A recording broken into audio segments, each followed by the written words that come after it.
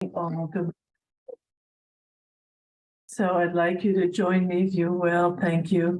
I'd like you to join me in our peace practice. And there are a few prayers and psalms that live live in me in such a beautiful way. And I mention that because you don't often hear me quote from the Bible or offer you traditional prayers, but there are a few that just open my heart. And this one feels very appropriate for our peace practice. And you're going to know it. And it's the prayer of St. Francis. I used to have it memorized, but it's been a minute. Lord, make me an instrument of your peace. Where there's hatred, let me sow love. Where there is injury, pardon. Where there is doubt, faith. Where there is darkness, light. Where there is sadness, joy.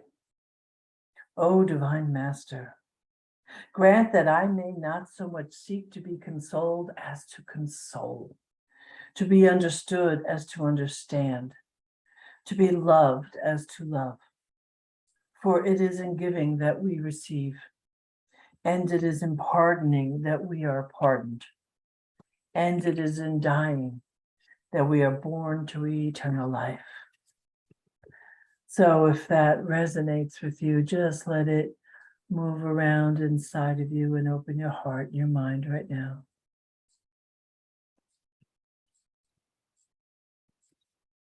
You and I are the spiritual warriors that the world requires right now. There's a lot going on. You and I are required to be in our wholeness and our beauty. So let us take this peace that we generate here and share it generously. And please join me with our peace practice affirmation. I am the peace I wish to see. I know this peace for my family. I know this peace for my community. My community knows this peace for the world. Love you.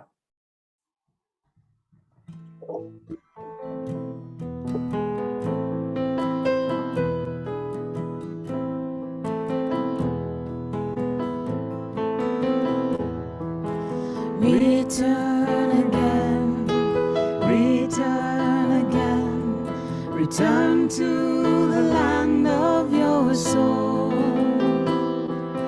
Return again, return again, return to the land of your soul. Return to what you are, return to where you are, return to where you are again and again and again. Return again, return to the land of your soul. Return, return, return, return to the land of your soul. Return to what you are, return to who you are, return to where you are again and again and again. Return again, return to the land of your soul.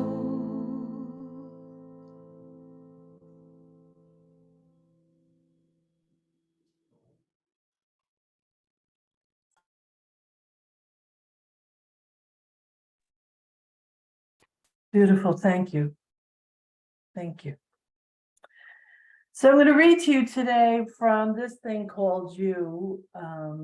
Not only is it one of my favorite books, and it's certainly one of my favorite books to give away as a gift or to recommend to a first-time participant, but also just because it's this sweet and soft version of Holmes that I love so dearly. And in chapter 5, and this is also the book of the course that I'll be teaching very soon to now. I do hope you join me. It's wonderful to know that your good is at hand. Your night wanes, your dawn is breaking. There is a living spirit at the center of your being. The original author of all life is in and around you. Not a God who was, but a God who is. This is the great secret which you share with life. Life is wherever you are. It revolves around you, even as it flows through you. Keep the doorway of your mind open, feeling, thinking, communing with this life. Know that it fills you with light and with power. Learn to exchange fears, doubts, and uncertainty for faith.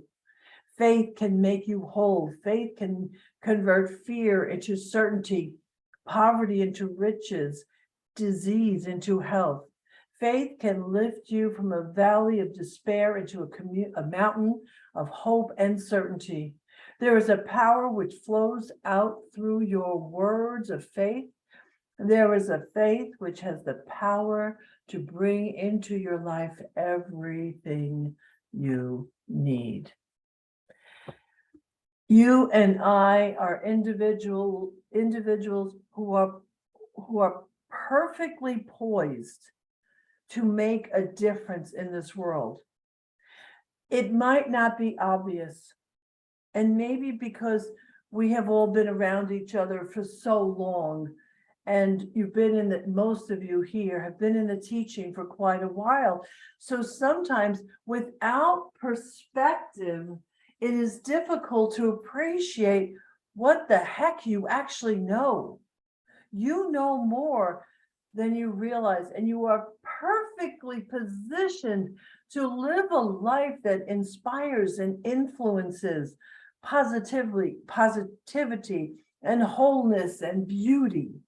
Spirit is constantly downloading everywhere, but you and I are individuals who know how to open the space and be available. And I gotta tell you, the world, I'm not going to talk about my concerns. I'm not even going to talk about the articles I read. And I'm not going to be specific in that way because I don't want to start this concern.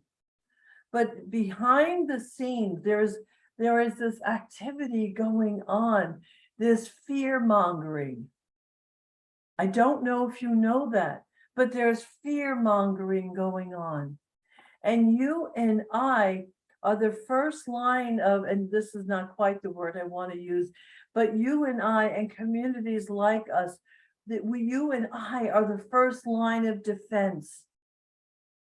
Because when things move through us, through our listening and through our engaging of ourselves, of each other, but of others outside, through our active engagement in life, you and I have a way to be a walking, talking, like Tonglen meditation. And if you don't remember what that is, it's spelled Tonglen, Tonglen. And it is a Zen meditation. That I'm not certain of. And the way this meditation works, the way they teach it, is that you become a place of stillness, that you become still, and that as you are engaging the world and as you are speaking to someone else, and as someone is speaking about their pain, that through your in-breath, as you ingest, you take in the pain, but because you know better, it gets converted, it gets transformed within you. So then you exhale, and through your exhalation, you have returned to the world something that's lighter, more beautiful, more loving, more possible. Now that being said, that says that every breath you and I take, every breath becomes the possibility of healing and transformation. And I'm telling you, without telling you why I'm saying this, the world needs you and I to do this. We are needed. We are being called to be in action, and even though that action will feel like inaction, because it'll be about peace and compassion and loving oneself. So this month is dedicated. What's the theme for the whole month again, Neil? I can't remember the name of it at the moment. Tell me what it is.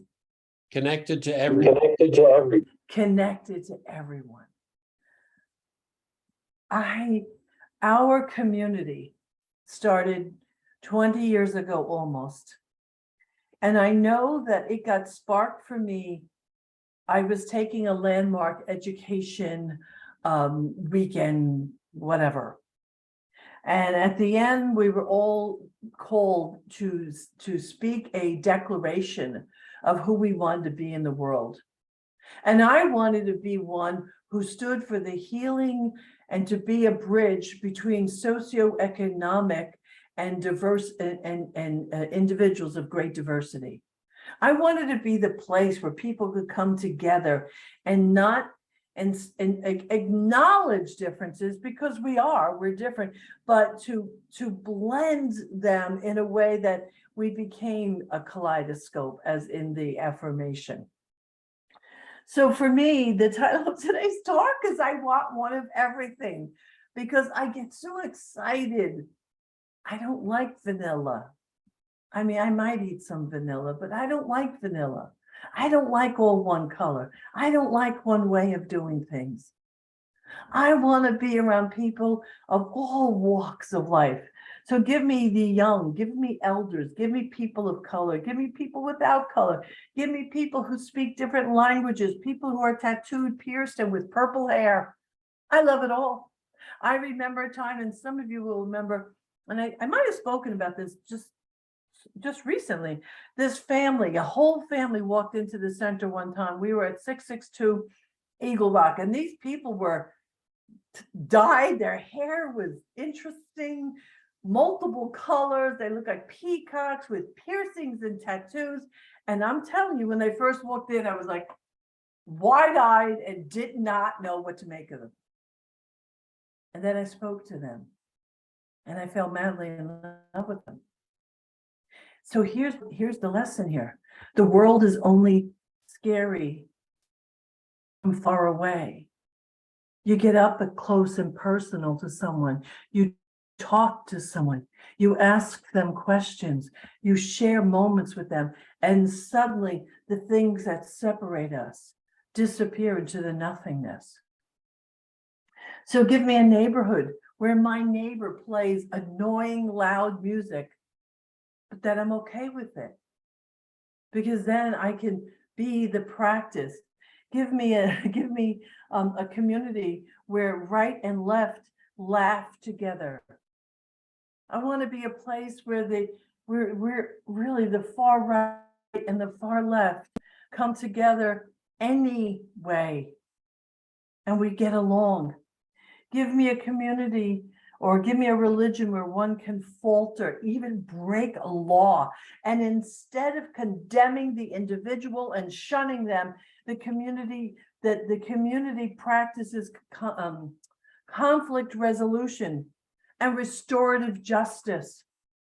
Let us bring restorative justice. If you don't know what that is, make a note and Google it. There are lots of books and lots of courses. And I'll just tell you quickly, it is about recognizing that we as a community can heal together, that we can love one another through our mistakes, through our errors. Thank you, God, for restorative justice. And a lot of that got sparked from Africa and the horrific things that happened in Rwanda. They are doing amazing things to heal in Rwanda, in a place that you and I could probably look and wonder, how did they get past the tragedies? How did they get past the tragedies? And some of you have known those things. And sometimes we pocket those tragedies away and we think, oh, someday. But you and I have the power and the potency to do that. We do. Give me a place where love resides so profoundly that everyone feels loved, heard, and appreciated equally.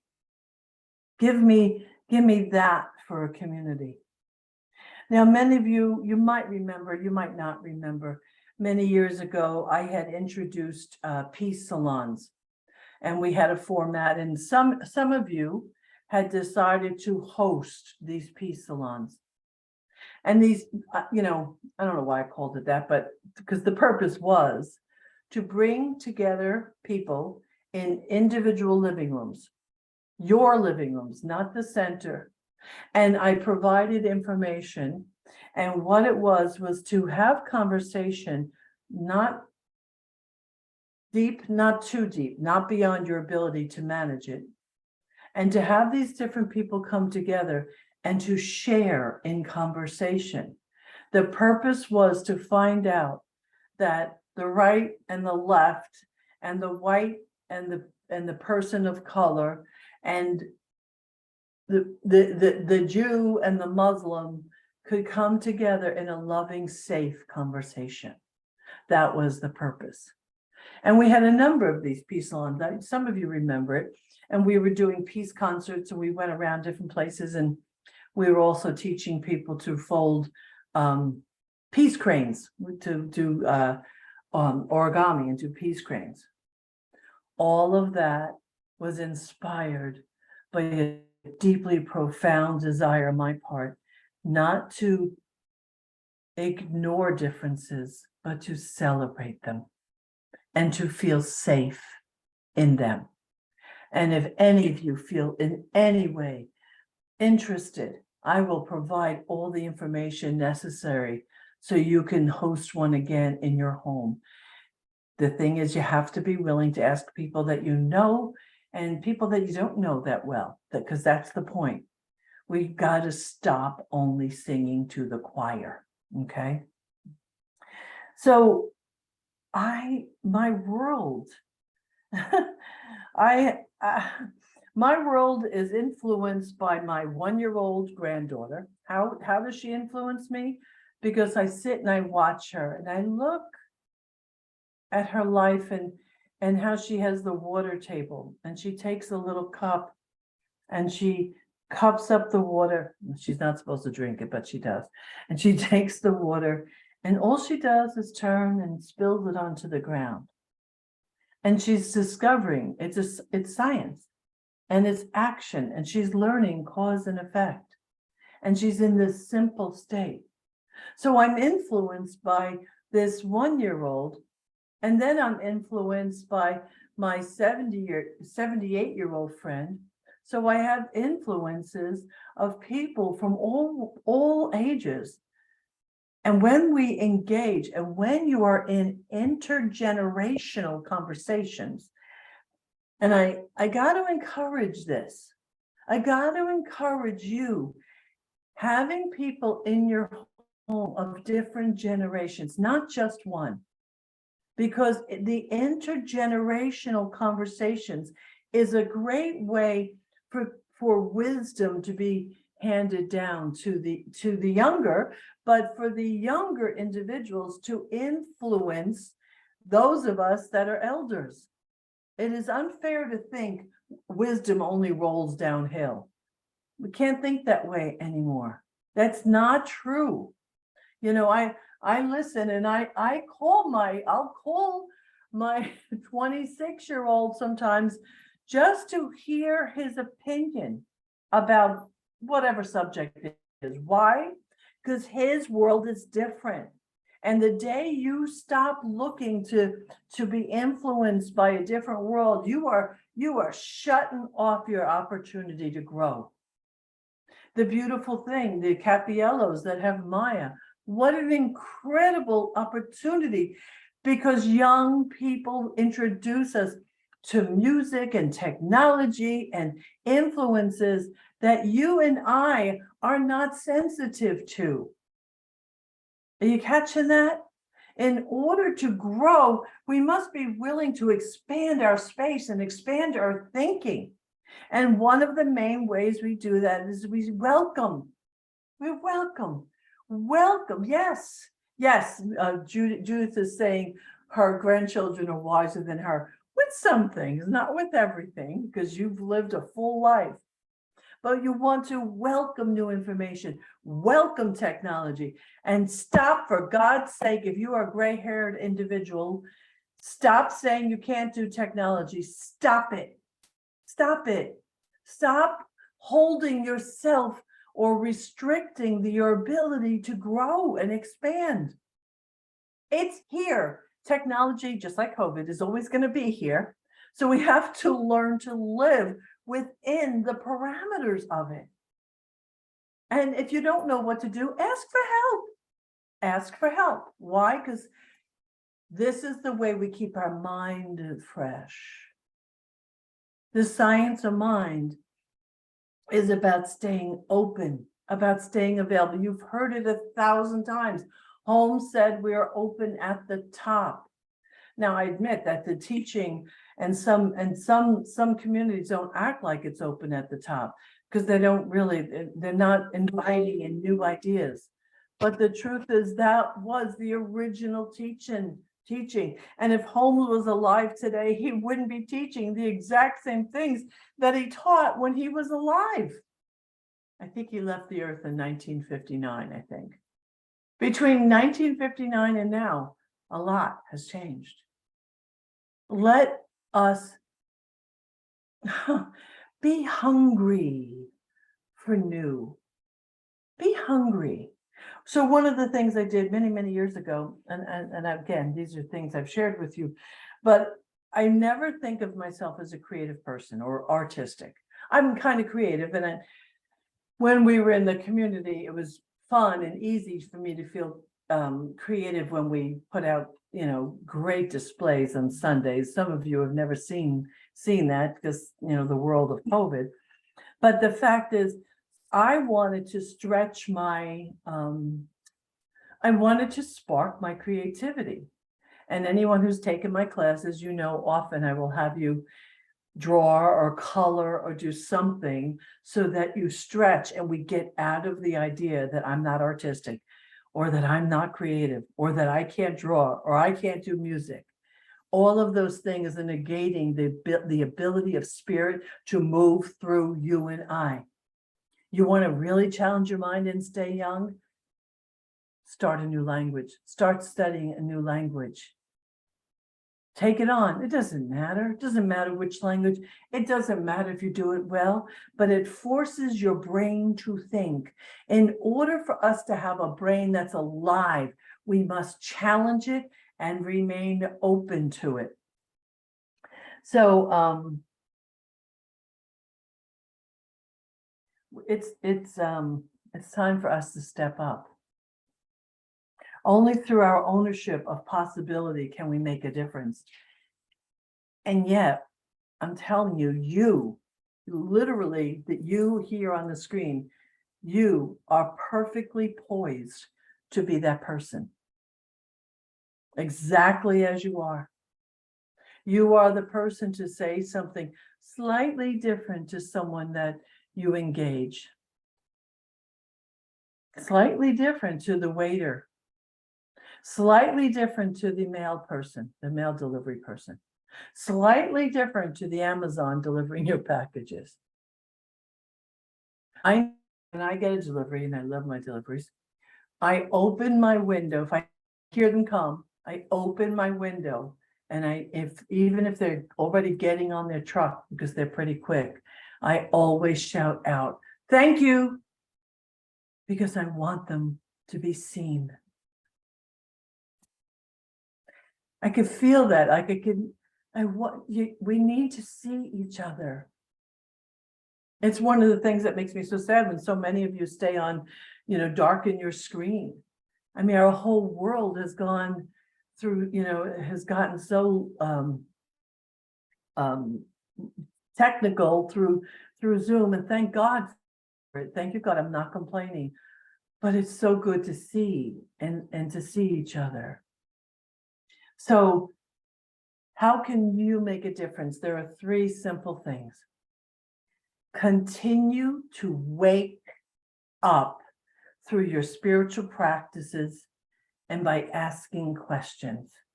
I know that not everyone here has a set of spiritual practices. Oh, I meant to have my book available. There are numerous daily readers, numerous inspirational daily readers from all walks of life, like the Tao that I read from last week. There are many Science of Mind. There is Iana Van Sant. There's so many. So if you don't feel equipped to do a spiritual practice of meditation and prayer, then at least do a reading every day. Find something that sparks your mind. And if it makes you uncomfortable, even better. And I'm like this drum I'm beating now. Ask questions, question everything. Question everything. It's the way we stay awake. Question authorities. I'm going to keep repeating this. Question the news. Question the reports. Question me. Whatever it is, every day to keep your mind open and fresh. That's number one. Number two, heal the prejudices that you're living with. Those you know are there and those you just suspect. Heal those places within. Heal your judgments, your resentments through forgiveness and practice compassion. Now, the one thing I want to say to you about compassion, compassion is one of the most beautiful, loving practices that can transform your world, but try to practice it not by waiting to get an understanding of someone. So if Tony does something and I don't really understand what motivated her, I want to practice compassion even before I understand why she did something. You catch that? Take the conditions off of accepting someone. Take the conditions off of practicing compassion. Am I clear? I want to get a hands up on this. I really want you to hear that. Let's take the conditions off of compassion. Okay. And number three, find your joy. Find your joy. Your version of joy. Whether it is your artistic expression or communing with nature. Find your joy. Put on music in your house and dance. Not only is it great exercise, it's good for your soul, it's good for your heart. Find your joy. Those are three easy things that you can do to grow your influence as you are part of a community that is perfectly poised to meet the demand right now to heal all of the fear-mongering. Don't let them have your mind. Do you hear me? Please, dear God, hear me. Don't let the fear-mongers have your mind. Be more than that. Okay. Now, what I'd like you to do is Neil's going to put something in the chat, and I'd like you to affirm this with me wherever you are. I am the place where love resides. I am the one who breaks the chain of pain. I mindfully heal, so my legacy is conscious and not the reaction of my lineage. I am a walking, talking zone of love, acceptance, and possibility. I give my heart, mind, and abundance generously wherever I am called to give. This is a way of lifting you out of the conditioned self. Okay, that conditioned self, we become conditioned in many ways.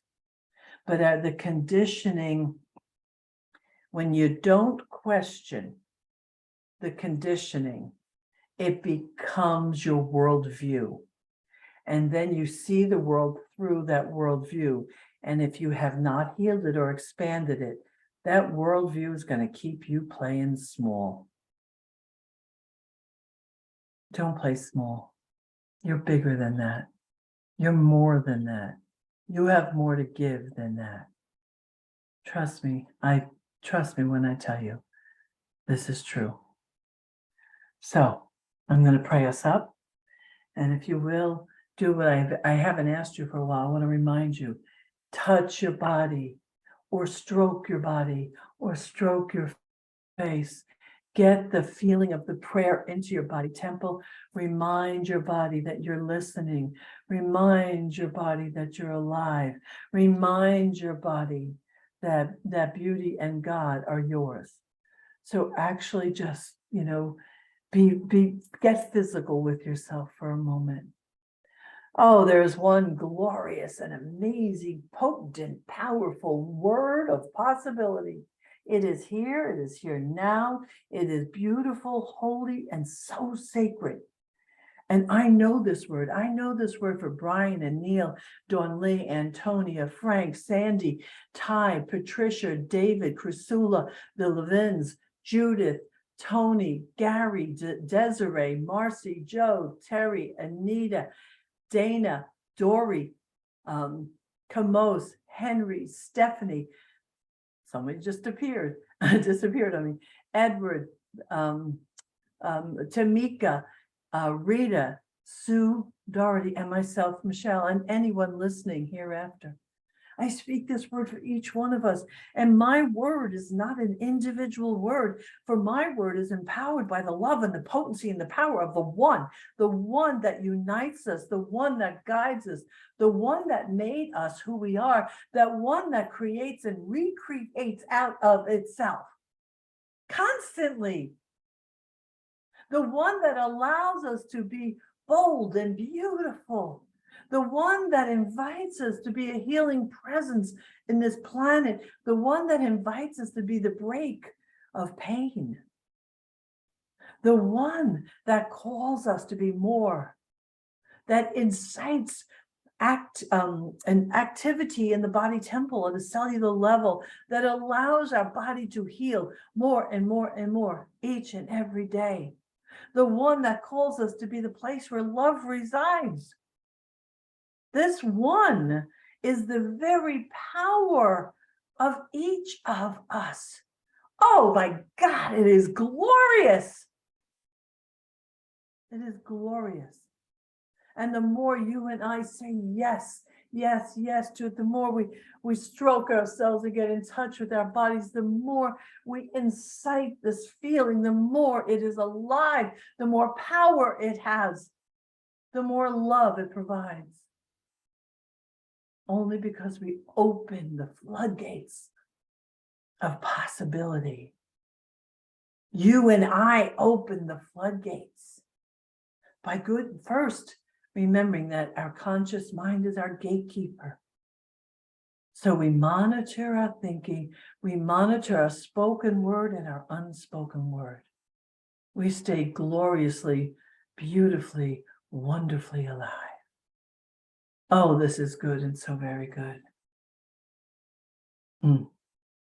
With great joy and enthusiasm, I do surrender this word to love and law.